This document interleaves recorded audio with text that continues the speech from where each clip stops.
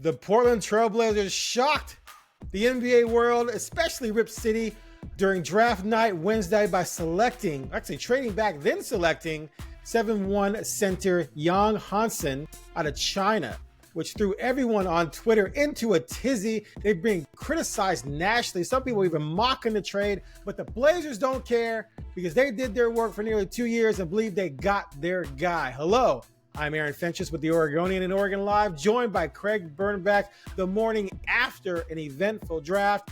Craig, you were at home watching this. How shocked were you? Were you as shocked as me? Okay, did you immediately start clicking on stuff online, trying to find mock drafts and videos and find out who this kid was? Take us through your evening. I was with my brother-in-law, and I went, of course, I was on social media, so I had it before it was drafted, right? Certain people put it up. And I went, huh? Is that right? Is that, like, I don't know that dude. Like, I've studied many a mock, and I was looking at all the names that were still left. And let me say, you said that people actually mocked the trade. No one mocked the trade. They mocked the pick. The trade was great. They moved down, and they still had plenty of guys that were in the range that we had discussed to be able to take right there. And so you're like, oh. And so I'm like, what?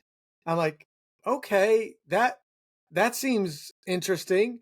And I kept looking, and you're looking at the mocks, and you can't find one mock that had him in the first round. And I got to be honest, I don't look a lot of second-round mocks. I just don't. I let those come to me. They didn't have a second-round pick, so, you know. But the Knicks do. The Knicks are picking 50, and I'm like, let it happen. You're like, I'm not going to be sitting there, please take so-and-so. It's not the NFL draft where you think that Sanders is dropping. Why not take a risk? Yeah, I was, I was shocked, and I did not think it was a good decision. And I thought, oh, wow, okay. We'll get to that Well, and also, like, what we talked about is you went on our emergency podcast making a trade for Drew Holiday, preaching, saying, gotta win now. This is a win now. And this move is not win now in any way, shape, or form. I think Joe Cronin's going to be lucky to still be around with the Blazers when Yang Hansen, is that the right way? Hansen is contributing. He's a 20-year-old. It's not like the group Hansen, no. Yep. You know what? I knew them, Yeah. Bebop, whatever that song, Bop, right? Like, I would have known who they were. Yeah. I just think it's a move that says to me that you think you know better. And we're going to talk about what Joe Cronin said. The big thing he said is, I would hope that the fan base would trust us. And I'm like, well, we don't. But good for, but at the same time, credit for swinging. I'm shocked they couldn't move back further to get this guy. Picking him at 16 is where the problem is, especially, you got yourself a future first. I texted to you like, wow, can't wait for 2030. You know what I mean? Like, cause you got yourself a 28 deal and your first round draft pick's a 20-year-old center from China that has never played in this kind of competition in any way, shape, or form. So shocked, not happy about it for the Blazers and for the fan base, and hoping I'm wrong and they're right. They're betting that they're smarter than everyone else. No, I see. Okay, all right, my turn. So I'm going to sound like I'm taking a company line, and a few people have attacked me already, but let's not forget summer of 23. All right. I was so against almost everything they did that summer that it kind of created a little bit of a wedge between me and some people in the organization. So I will call things out if I feel like they need to be called out. But here's the deal.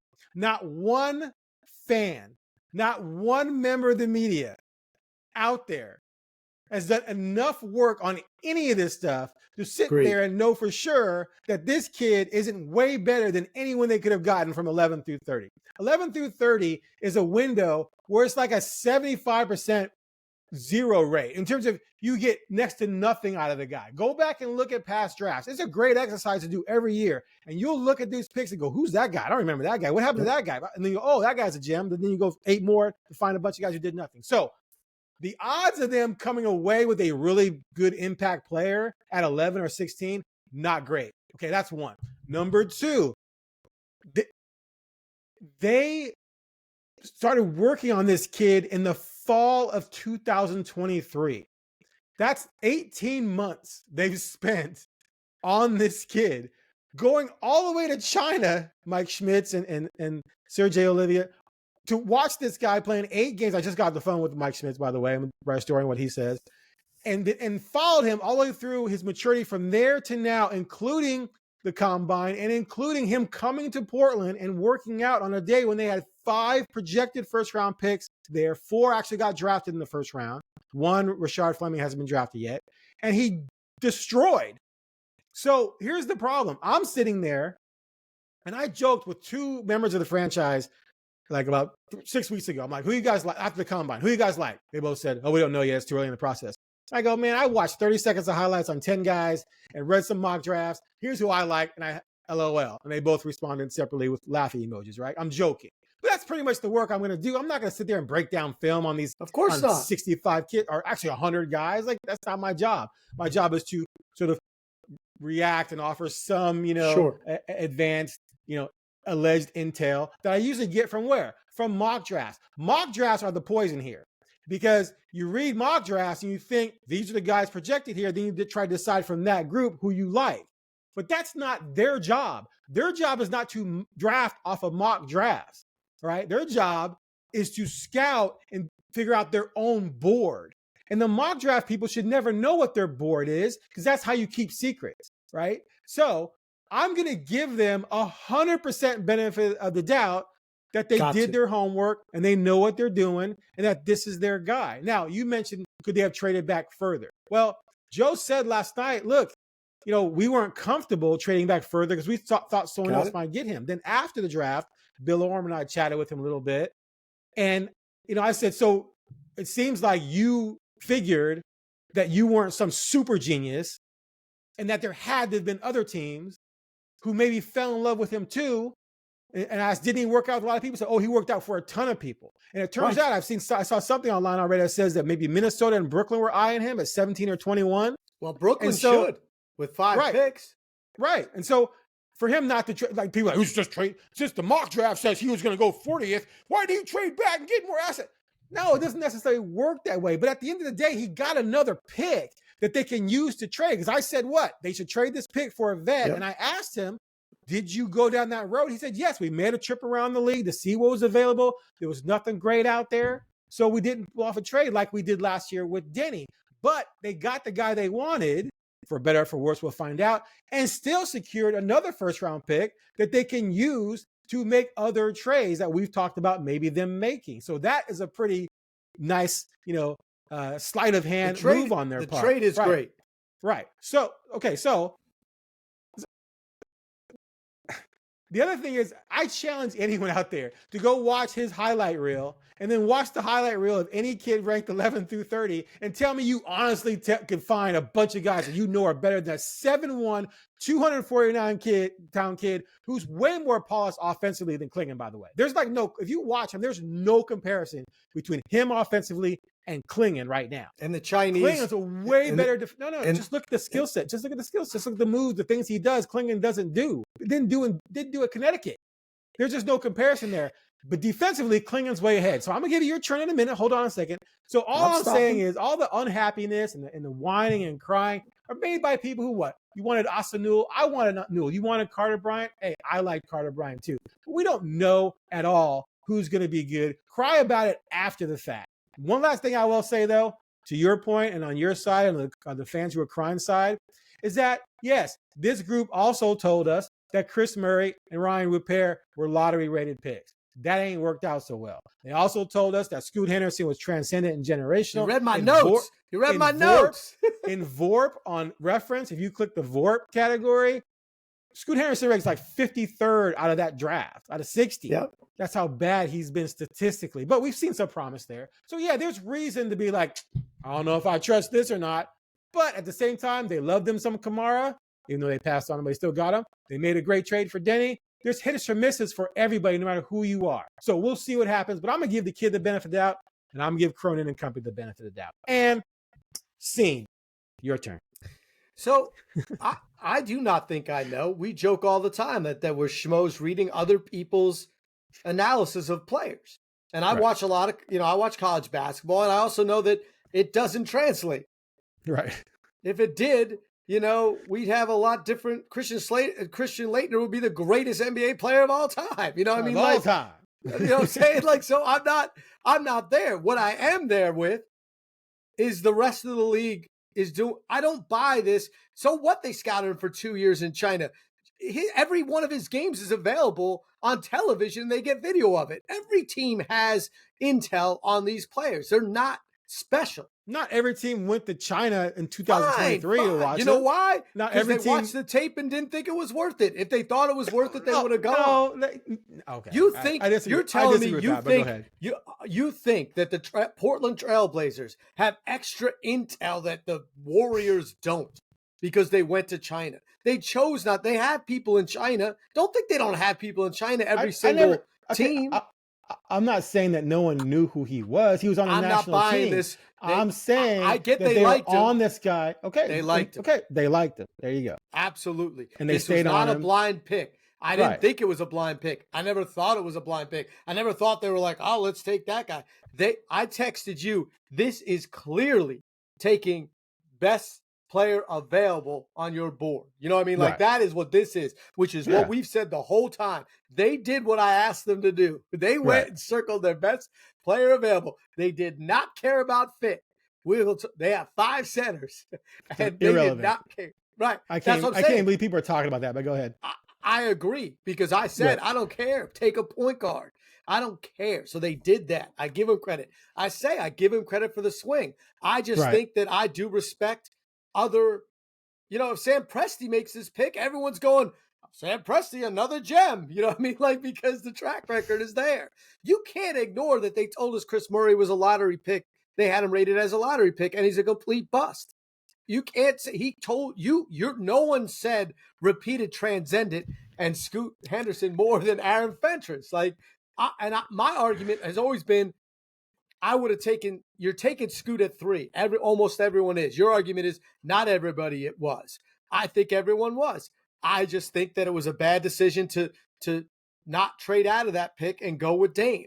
Shaden Sharp has not panned out. So there it's to the umpteenth where you need a 7th pick.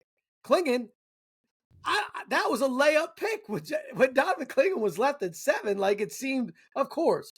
That you were right. You were giving them the benefit of the doubt. And I give them credit for saying, we're going to do what we think is right. That is our guy. Boom. And I understand that you say, like, what's the difference moving back to 23 to get maybe another second round trip? You win that argument. Like, I'll concede that's not a big deal. I thought the trade was great. You pick up an extra first and a couple of seconds, and you knew who your guy was. So they did a great job of following their game plan. My thought is based on what you've fed to me so strongly that it's in my brain now, like, you got to go or you're not going to be here. So also give them credit for making a pick, knowing that they might not be here. They did something that they thought was the best in the long run. So, or that they think that they can do enough this year to still be around for that. I just saw other guys. When the team is sold. Yeah. Right.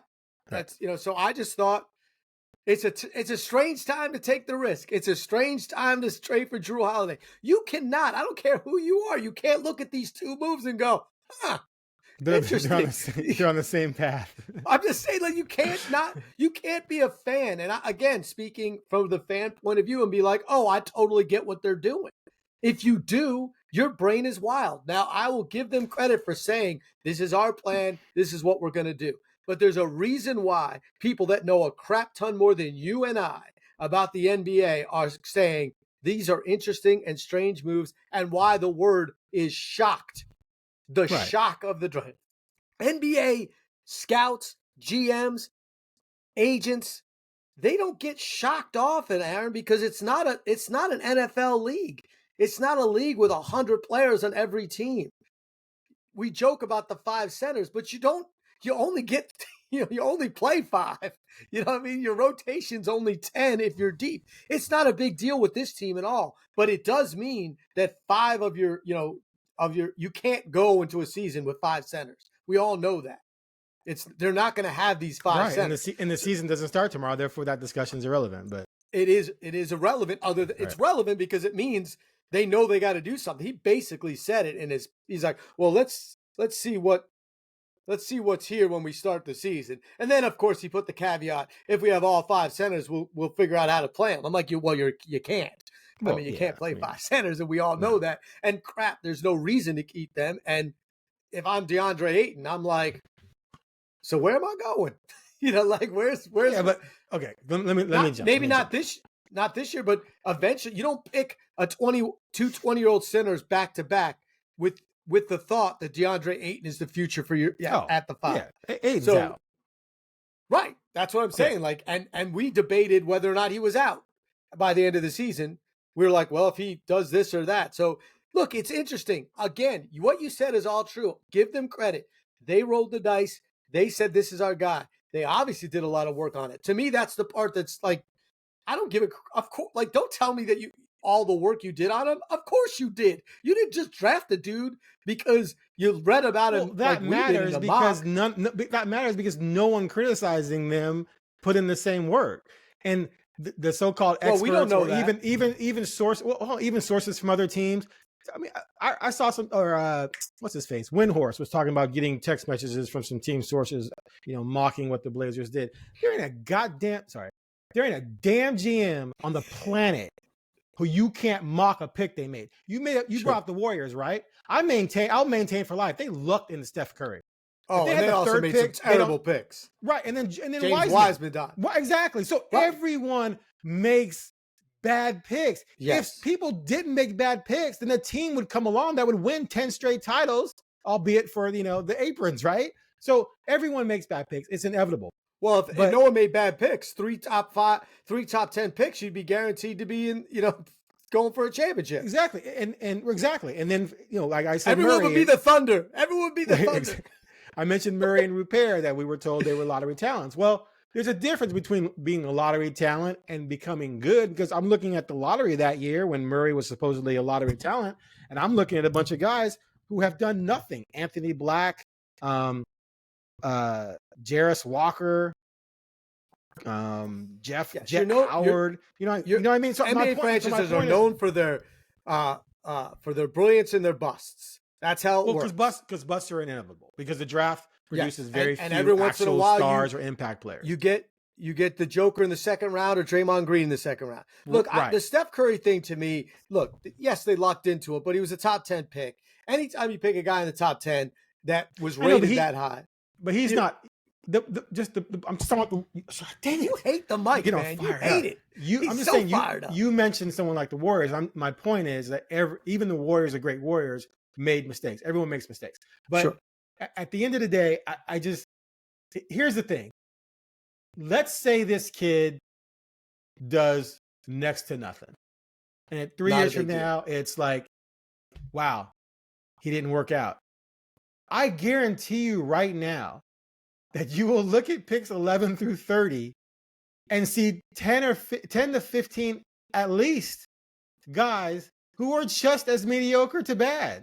So I feel like people are painting this like they could have had some future superstar and they passed on him for this swing in the dark. I don't think it's that at all. I think you're looking at a wide array of guys who kind of are lumped together, but they have to be selected in a certain order. That doesn't mean that the guy taking 12th is better than the guy taking 19th. It's just that someone has to go 12th and someone has to go 19th. So for me, none of that, all that mock draft stuff and all the projections, irrelevant nonsense.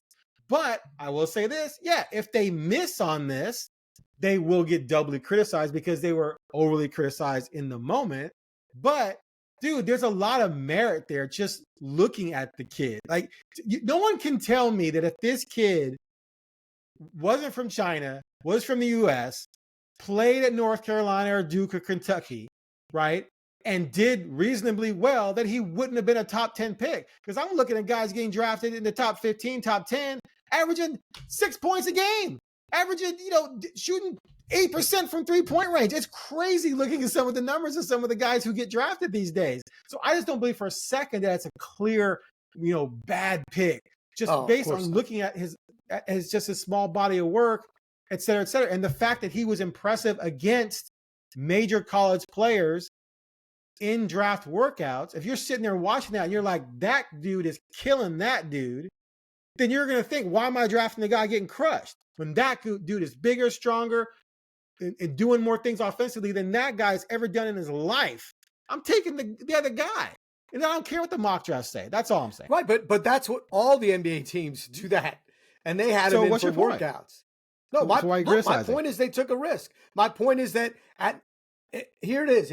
We're talking from a fan standpoint. You look at where at Memphis's pick, Yahoo Sports gave Memphis's pick an A++ for going with Coward. An A++. So, and they gave away the first round draft pick. Of course, it's all on speculation, and it's based on people that have intel. And look, other NBA teams watch this guy come in and work out and do the same thing that the Blazers saw. He worked out for a ton of teams. This is not a dime. This isn't. I believe there are other teams that were looking to get him. I obviously in the top 20 probably, or top 25. Obviously, they thought so. Again, if the issue I have here is not that they picked a guy that shocked the NBA draft. It's that you're asking us to trust you when I don't feel they have the track record of trust. And also, I don't get what they're doing. I just don't get it. So I'm partnering this with the trade for Simons for Drew Holiday, a 35-year-old who averaged 11 points a game last year and is clearly on the way down. Okay, now, your thought is that he's going to be fine and he's going to be better than your boy Simons. I don't know. Okay, but they were not going to draft anyone at 11 who's going to be in the rotation next year. So you're telling me that you don't think that Bryant could have come in, even though we talked about last time, and possibly played 15 minutes a game? Okay, so people I talked to before the draft with the Blazers said there's nobody at 11 and beyond who's going to crack their top 9. All right. And again, I don't think it's a huge all risk these here. kids are teenagers. They're 19. Carter Bryant couldn't start at Arizona. True. But he's going to come into the NBA and be a 15-minute rotation guy on a team trying to make the playoffs? No, he's going to get his ass kicked because he's too young. He doesn't know what even just from a mental standpoint, forget his athleticism and can he shoot it? Yeah, he doesn't know what he's doing. We just watch. Shaedon Sharpe is as gifted a kid that the Blazers had ever drafted from physical gifts, right? Yep. That guy, his rookie year was completely lost. But fans would see him do a high-flying dunk, get that guy on the court, whereas Chauncey kept saying, okay, yeah, he gives you a dunk down here, but then he blows 6 defensive coverages. He blows 8 plays of running the offense because he doesn't know what he's doing. And the veterans are looking at me like, dude, get this kid off the court. He's killing us. But everyone wants him to play. He wasn't ready. Scoot wasn't ready. So it was a number 7 pick, number 3 pick. Clinton wasn't ready, a number 7 pick. So no, 11 through, no, they're not going to get some magical gem who's going to come in and contribute. How many guys do that at all? It's very, very, very rare. So no, I don't think they blew anything for next season with this pick because I don't think they were going to get anyone that's going to help them next year from this draft. And if they did, they were going to suck next year anyway, because there's no way it was going to happen. Anyway, continue. I mean, I'm just saying, it's not unheard of. I mean, Oz was drafted 19th by the Warriors, and he played significant minutes as a rookie, and he was 19 or 20. It's like a 20-30% thing. Or even not even that. So anyway, I'm just saying you can't act like it's impossible. I didn't say it was impossible. I said someone told me based on their scouting that they were not going to get anyone 11th round that was going to crack their rotation. And I agree. That's why we wanted to trade the pick, and at least they traded the pick. Right. And they got a 28 trade for a veteran. And when we look back at this draft, you'll have to also look at what they did at the 2028 with that first round pick. Because that pick's probably going to be gone. And we'll also have to see who was picked from 11 until 15 to see how you evaluate it. Right. Look, I think the risk is low. I obviously think that it's just the timing of everything. And when the Blazers are the team shocking the NBA draft, they're not going to get the benefit of the doubt. That's what you're looking at. You're giving them the benefit of the doubt. You have more knowledge than everyone else. You have relationships with the people. I'm saying I'm not going to give it. I'm not giving it an F. I'm giving it an incomplete. Like you say, grade this draft. 100%. I'm not grading it. I've never seen the guy. 100%. Look, I watched the same highlights, but you know what? The highlights you put on YouTube are all the good ones. Everyone looks awesome. Like I'm like, of course. Like, and you want to call him the Chinese Joker? It's like there's a reason. Look, there's also a track record of players that have played in that league, and it's not good. It's Yao Ming, and that's it. The list stops there. You know what I'm saying? So there's another risk there. This isn't. Look, the NBL has produced a lot more NBA players than the Chinese basketball league. So I there's that. Look, that's all I'm saying is it's hard to give the benefit of the doubt. It doesn't mean crap if I do or I don't right now. None of this matters. The interesting part to me is all the things. And it's odd, and I don't know where they're going. You say it's irrelevant that they have 5 centers. It's not irrelevant because it means they got to do more stuff. Well, yeah, but we knew that going in. So here's the thing about the 5 if centers. If they had 4 centers, they probably would have done stuff. But now here's they got 5. Here's the thing about the 5 centers. Okay. 1, Ayton, 1 year left on his deal, and they're looking to trade him, right? Got to. Williams played 26 games over 2 seasons, and they're probably looking at you. You can't rely on him. Of course. Dwight Reed, we all love him. I don't even think he's coming center. Back. He's got 1 year left on his deal. He's a 3rd string center, right? I don't think it's guaranteed though. Right? Yeah, it's guaranteed. Then you got Klingon, who showed promise, and then now you got Yang. So by this time next year, you're on pace to have 2 centers. So agreed. To worry about the fact they have 5 now, it's irrelevant because the season doesn't start tomorrow. The season starts in 4 months, and you have the whole offseason to make moves and maybe move off some of those contracts or do whatever you do. And all of a sudden you got 3 centers and everyone's happy again. But who do you have? Because one you don't want, who's the best one you don't want, and the next best one is always injured. So to me, adding another center, if you think it's the best player available, doesn't matter. Especially June. It's June.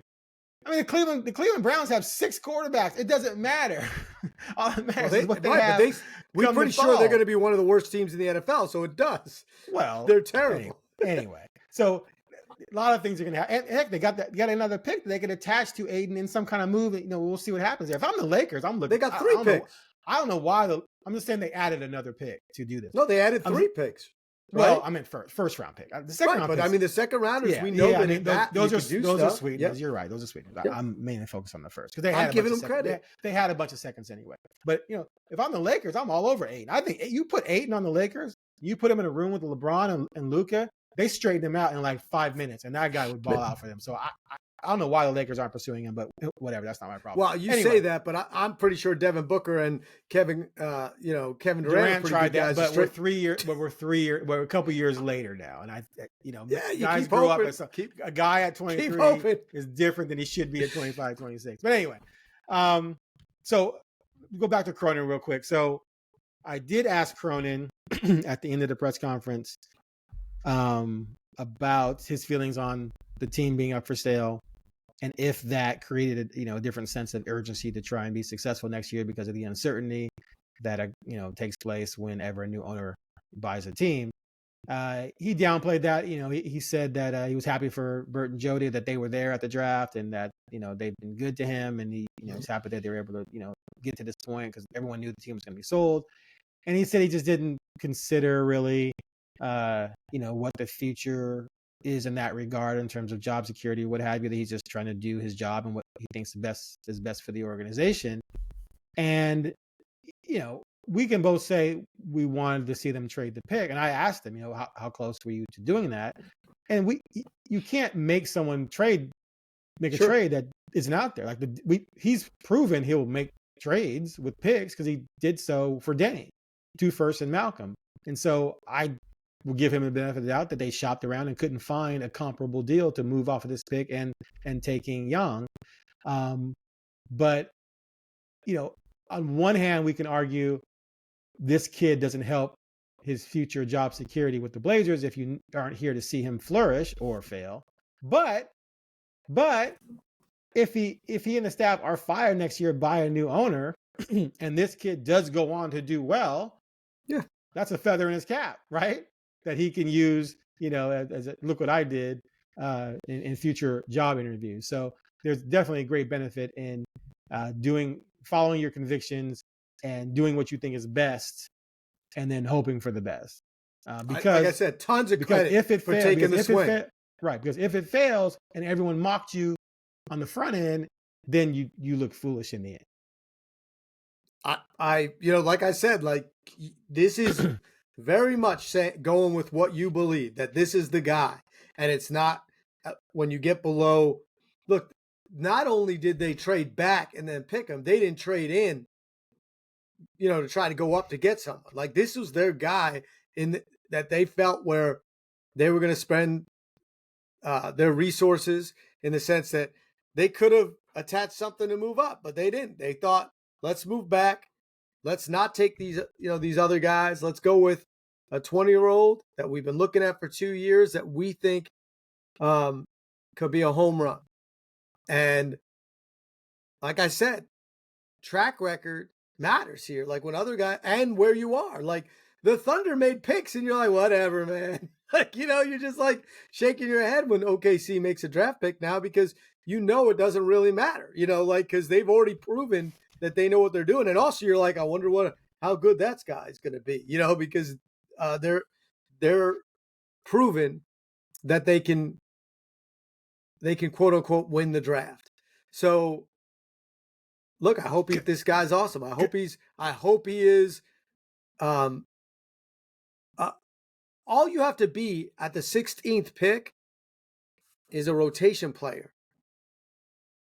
And it's a good pick. At some point. Right? Yes. Yeah. I mean, that's it. The guy, I mean, he doesn't have to be, Chinese Jokic. Like, it doesn't have to be that for this pick to be good. Like you said, Chris Murray is a non-factor right now in the NBA. And he's on the roster because he was a first-round draft pick. If he was a second-round draft pick, he wouldn't be on the team anymore, probably. You know what I mean? Like, that's the other thing. You are committing to the first-round pick, and it's expensive. First-round picks are expensive. Like, so they have conviction in it. And like you said, there's no reason I'm not sitting there saying it's the worst thing in the world, because I think the risk factor is relatively low. It's just compounded with where everything is, with the sale, with the trade, that it's weird. And I just don't get it, like, altogether, what the point is. So let me make a point here because there are a lot of people who, like Coward, and he went 11th. The Blazers drafted him, and they obviously sent him to Memphis. Sure. Coward was a 4-star recruit coming out of high school. He was not ranked nationally. Okay. He played 6 games at Washington State before getting hurt. His best games were against Portland State, 7 of 12 from the field, Northern Colorado, 12 of 18, Eastern Washington, 7 of 12. He struggled against Iowa. He only took 3 shots for whatever reason against Idaho, and he played Brad. So again, when we talk about scouting these guys and rolling the dice, no one you cannot convince me that resume screams rotation player for the Blazers or any team above 500 next season. There's no way in hell. He was only a 4-star recruit. Now, recruiting is recruiting. It is what it is. He went to Washington State, not Duke or North Carolina or Kentucky. But he was going to Duke. But he didn't. Duke was going to pay him $5 million to come to Duke. The word was. Okay. So they allegedly. But still, I'm just saying. Well, he was transferred to Duke. I'm saying recruiting is what it is. Like the ratings, yes. You can't put all your. It's just like mock drafts. You can't put all your stock in. It's for entertainment purposes only. That's what I always say about this stuff. But I'm just saying, 4-star, not a 5-star. Went to Washington State, not a major college. Yeah, went to Atlanta, superpower, first.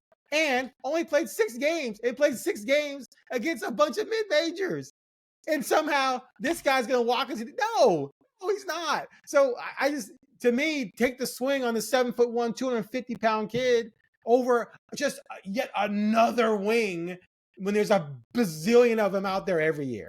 So right, and we'll see. Right, we'll see. Was Duke right? Was Memphis right? You know, I mean, like. Why did he go to Duke then? Because he went into the NBA draft, and he got picked 11th. So he made a good decision. You mean he was going to transfer to Duke? He was in the portal, and he'd already transferred. Okay. And Duke, and then he said no, because a few people were like, "You don't need that." you're good. And they were right because he got picked 11th. So, so he's going to come in and be on the Sharp program and not be a rotational guy for a good team, just like Sharp wasn't.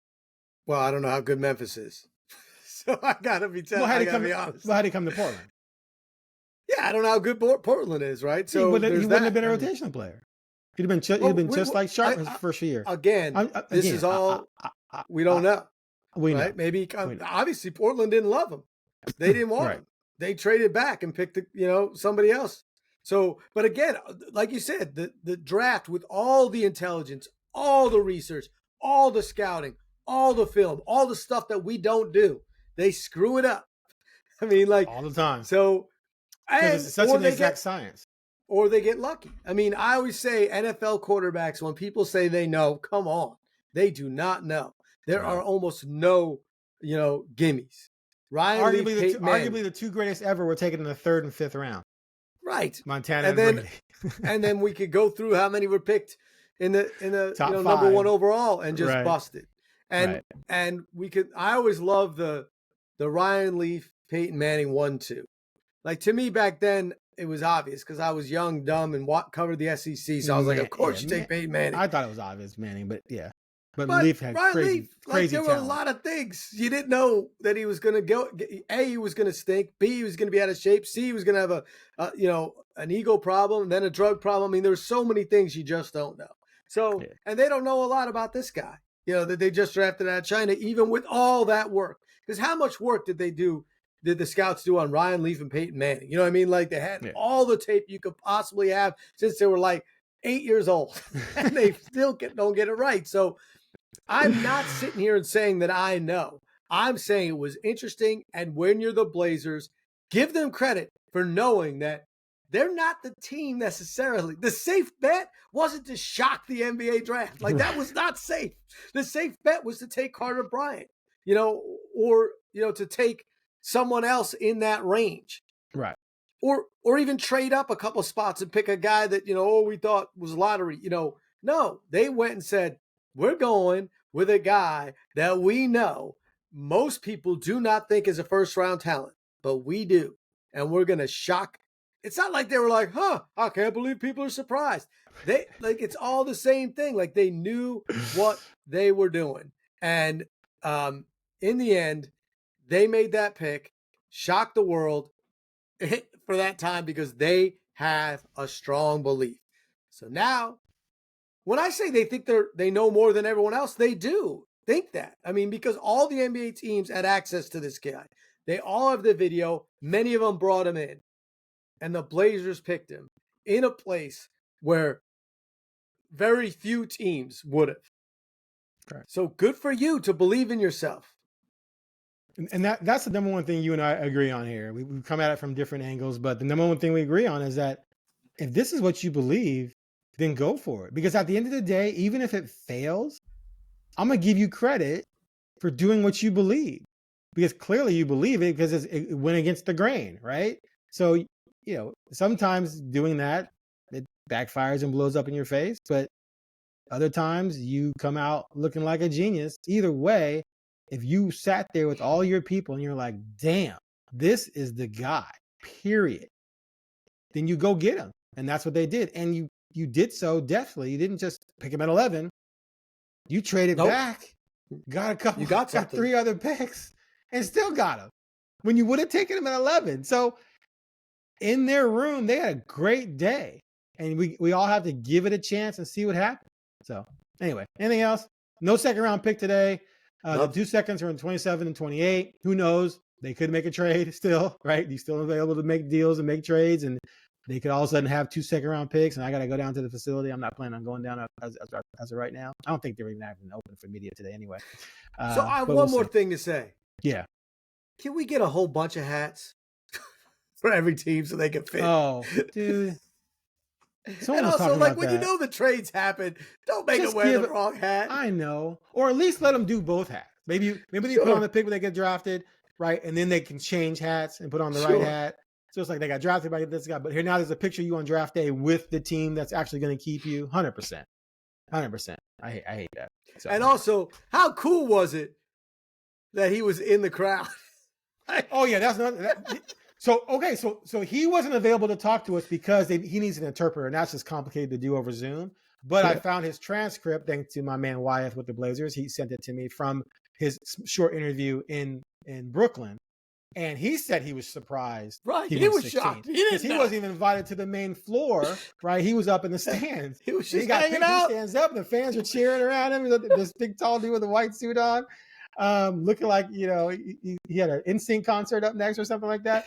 And they pick him. It was a really cool, cute moment. But he didn't sound surprised that the Blazers took him because they spent so much time. Like he said, they came to watch me in China. They've been talking to me for a year and a half. They've been scouting me. They're always around. So the fact that they took him didn't surprise him, but the fact that he went that high did surprise him and the rest of the NBA world. So, all right, that's it, man. I think we covered everything, right? Yeah, it's been fun, man. We've had this is what you call action. I know. Dude, okay, I'm sitting there. I got my little profiles ready from all the different draft profiles I did, thinking it's going to be one of them. Right, it's going to be Newell. It's going to be the Illinois kid. It's going to be someone I've written about, right? And I'm just going to plug it in, reshape it a little bit. Boom, I got a story on the draft pick. Man, they made that pick, and I was just like, oh, Google, mock drafts, highlights. Who is this guy? What is his strengths and weaknesses? Oh my God, what is happening? I told Cronin after the draft, I said, man, you got me. You got me on that one. I thought I was prepared, and you threw a monkey wrench into my plan. But it was fun though. I'm not gonna lie. That gets your juices flowing. As a journalist. Anyway, all right. We got summer league coming up. Hey, we're gonna get to see this kid play in the summer, and we'll be back to talk about that for a lot. We're gonna break down every movement, his footwork, every pass, every shot, every missed opportunity. We're just gonna break it all down on the Blazer Focus podcast.